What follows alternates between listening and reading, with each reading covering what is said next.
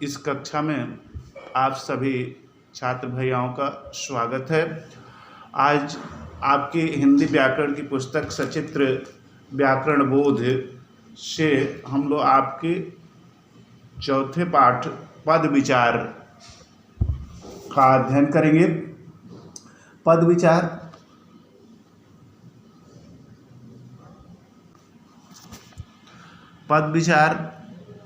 किसे कहते हैं, आइए इसके बारे में जानते हैं। पद विचार दो शब्दों से मिलकर बना है, पहला पद और दूसरा विचार।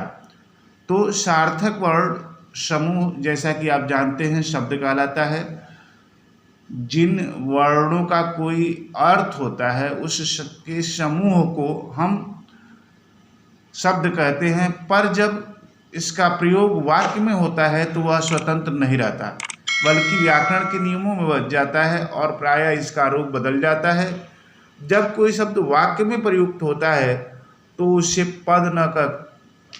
उसे शब्द न कहकर पद कहा जाता है। तो इस प्रकार आपने जाना कि पद किसे कहते हैं।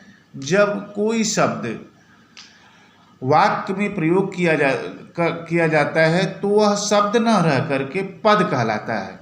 यानी जो शब्द वाक्यों में प्रयोग किए जाते हैं, कर लिए जाते हैं, उन्हें पद कहा जाता है। अब पद विचार किसे कहेंगे।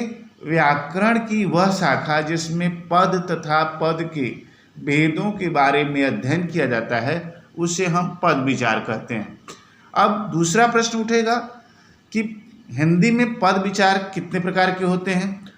तो आइए जानते हैं कि हिंदी में पद विचार कितने प्रकार के होते हैं। प्यारे बच्चों, हिंदी में पद विचार 5 प्रकार के होते हैं। पहला संज्ञा, दूसरा सर्वनाम, तीसरा विशेषण, चौथा है आपका क्रिया और पांचवा है अव्यय। अब इसके बाद क्रमशः हम लोग संज्ञा, सर्वनाम, विशेषण, क्रिया और अव्यय के बारे में जानेंगे। आइए सबसे पहले जानते हैं संज्ञा किसे कहते हैं। किसी व्यक्ति, स्थान, वस्तु आदि तथा नाम के गुण, धर्म, स्वभाव का बोध कराने वाले शब्द संज्ञा कहलाते हैं। जैसे श्याम, आम, मिठास, हाथी आदि। अब यूँ मैं सीधे कहूँ तो कोई भी नाम जो है संज्ञा कहलाता है। आइए संज्ञा के कितने भेद हुए इसके बारे में जानते हैं। तो संज्ञा के प्रकार, संज्ञा के 3 भेद हैं। सबसे पहले व्यक्तिवाचक संज्ञा, दूसरा जातिवाचक संज्ञा और तीसरा है भाववाचक संज्ञा। अब आता है कि व्यक्तिवाचक संज्ञा किसे कहते हैं। तो व्यक्तिवाचक संज्ञा जिस संज्ञा शब्द से किसी विशेष व्यक्ति, प्राणी, वस्तु अथवा स्थान का बोध हो उसे व्यक्तिवाचक संज्ञा कहते हैं। जैसे जयप्रकाश नारायण, श्री कृष्ण, रामायण, ताजमहल, कुतुब मीनार, लाल किला, हिमालय आदि शब्द व्यक्तिवाचक संज्ञा हैं। आइए अब संज्ञा के दूसरे भेद जातिवाचक संज्ञा के बारे में जानते हैं। जातिवाचक संज्ञा किसे कहते हैं। तो जिस संज्ञा शब्द से उसकी संपूर्ण जाति का बोध हो उसे जातिवाचक संज्ञा कहते हैं। जैसे मनुष्य, नदी, नगर, पर्वत, पशु, पक्षी, लड़का, कुत्ता, गाय, घोड़ा, भैंस, बकरी, नारी, गांव आदि से आप देखेंगे संपूर्ण जाति का बोध हो रहा है, इसलिए यहाँ ये शब्द जातिवाचक संज्ञा है। अब आता है भाववाचक संज्ञा किसे कहते हैं। तो भाववाचक संज्ञा जिस संज्ञा शब्द से पदार्थों की अवस्था, गुण, दोष, धर्म आदि का बोध हो उसे हम भाववाचक संज्ञा कहते हैं। फिर एक बार जान लीजिए भाववाचक संज्ञा की परिभाषा। जिस संज्ञा से पदार्थों की अवस्था, गुण, दोष, धर्म आदि का बोध हो उसे भाववाचक संज्ञा कहते हैं। जैसे बुढ़ापा, मिठास, बचपन, मोटापा, चढ़ाई, थकावट आदि शब्द भाववाचक संज्ञा है। विशेष इसमें क्या है, कुछ विद्वान अंग्रेजी व्याकरण के प्रभाव के कारण संज्ञा शब्द के 2 भेद और बतलाते हैं। जैसे कौन कौन से वो 2 भेद हैं। पहला है समुदायवाचक संज्ञा, दूसरा है द्रव्यवाचक संज्ञा। आइए इन दोनों के बारे में क्रमशः जानते हैं कि समुदायवाचक संज्ञा किसे कहते हैं। जिन संज्ञा शब्दों से व्यक्तियों, वस्तुओं आदि के समूह का बोध हो उन्हें समुदायवाचक संज्ञा कहते हैं। जैसे सभा, कक्षा, सेना, भीड़, पुस्तकालय, दल आदि शब्द समुदायवाचक संज्ञा है। दूसरा शब्द है द्रव्यवाचक संज्ञा। द्रव्यवाचक संज्ञा, अब द्रव्यवाचक संज्ञा किसे कहते हैं? द्रव्यवाचक संज्ञा जिन संज्ञा शब्दों से किसी धातु, द्रव्य आदि पदार्थों का बोध हो उन्हें द्रव्यवाचक संज्ञा कहते हैं। जैसे घी, तेल, सोना, चांदी, पीतल, चावल, गेहूं, कोयला, लोहा आदि शब्द द्रव्यवाचक संज्ञा कहलाते हैं। इस प्रकार संज्ञा के 5 भेद हो गए, किंतु अनेक विद्वान समुदायवाचक और द्रव्यवाचक संज्ञाओं को जातिवाचक संज्ञाओं के अंतर्गत ही मानते हैं और यही उचित प्रतीत होता है। जैसा कि मैंने अभी आपको बताया, द्रव्यवाचक संज्ञा और समुदायवाचक संज्ञा। आपकी पुस्तक में यह बताया गया है कि कुछ विद्वानों का यह मत है कि ये दोनों ही संज्ञा, समुदायवाचक संज्ञा और द्रव्यवाचक संज्ञा, जातिवाचक संज्ञा के ही अंतर्गत आते हैं और ऐसा मानना बिल्कुल उचित प्रतीत हो रहा है। आइए भाववाचक संज्ञा बनाना, इसके बारे में जानते हैं। कैसे भाववाचक संज्ञाएं बनती हैं? भाववाचक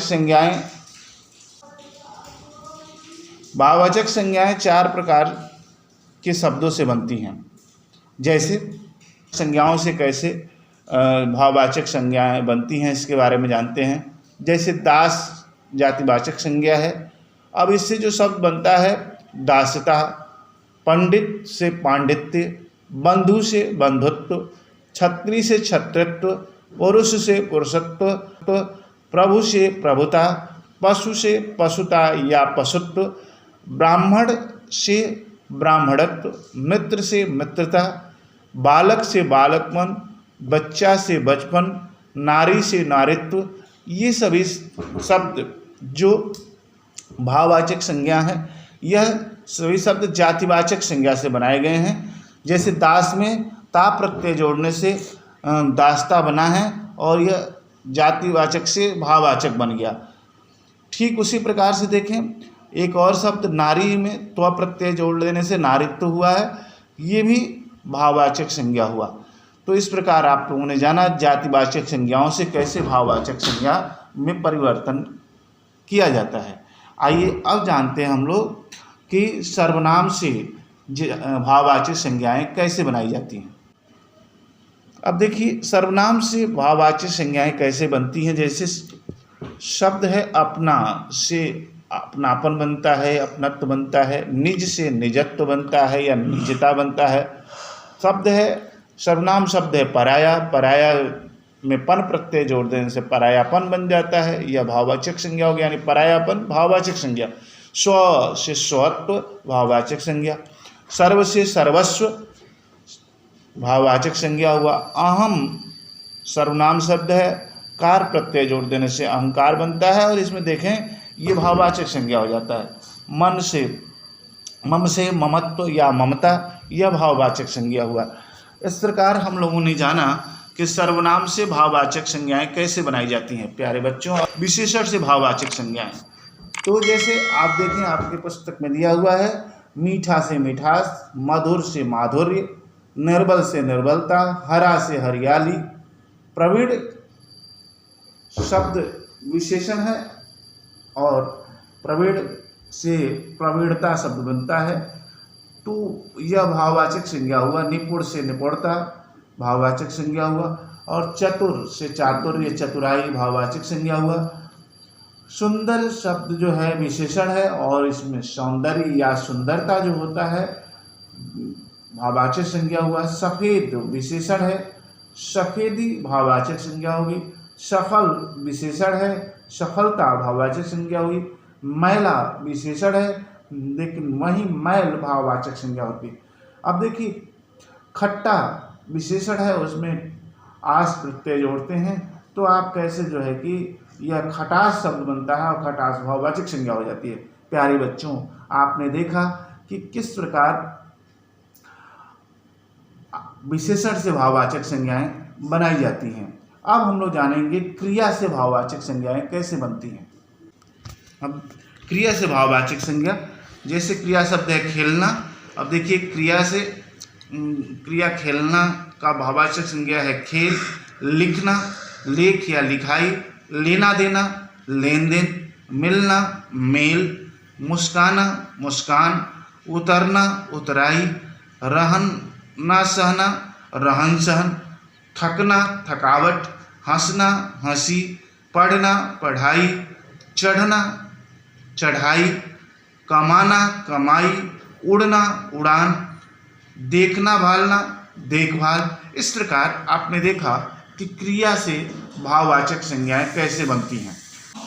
आज इस तरह से हम लोगों ने आज पद विचार और उसके पहले भेद संज्ञा तथा संज्ञा के भेद के बारे में जाना। आप सभी छात्र इस संपूर्ण वीडियो को देख करके और इसमें से 10 अति लघुत्तरी प्रश्न स्वयं बनाएंगे, जो आपके लिए परीक्षाओं में उपयोगी सिद्ध होंगे। आशा है यह वीडियो आपको लाभप्रद होगा, इस आशय के साथ कि आप पुनः अपने अध्ययन को सुचारू रूप से वीडियो के माध्यम से निरंतर बनाए रखेंगे। अगले वीडियो में पुनः मिलेंगे, तब तक के लिए धन्यवाद।